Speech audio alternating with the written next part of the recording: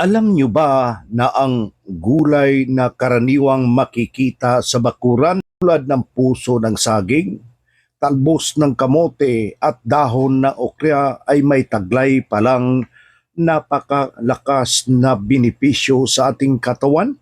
Alamin natin kung paano makakatulong ang mga gulay na ito sa ating katawan at kung bakit dapat nating silang isama sa ating pang-araw-araw na pagkain. Una, ang puso ng saging ay mayaman sa fiber, vitamins at minerals. Nakakatulong maayos na panunaw at pangpabawas ng kolesterol, pagkontrol ng blood sugar, kaya mainam para sa may mga diabetes.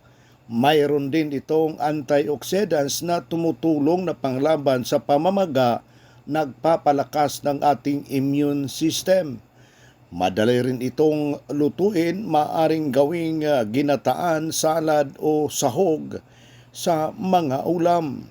Pangalawa, ang talbos ng dahon ng kamote ay pinakamasustansyang gulay na madalas hindi napapansin. Ito ay mayaman sa iron na mabuti sa may anemia, mataas na vitamin A, vitamin C at vitamin B complex. Tumutulong pangpababa sa asukal sa dugo. Nakakatulong din ito pangpalakas ng resistensya at kalusugan sa mata. Pwedeng ilaga, igisa o gawing salad, simple pero napaka-healthy. Ang dahon ng okra, hindi lang ang bunga ng okra may benepisyo, pati na rin ang dahon nito ay may gamit sa kalusugan. Ang dahon ng okra ay anti-inflammatory properties, nakakatulong na panunaw, maaring makatulong sa blood sugar regulation. Mayaman din sa fiber, antioxidants at malaga para sa bituka na nagpangkalahatang kalusugan ng katawan. Paalaala, ang mga gulay na ito ay natural na pantulong lamang sa kalusugan.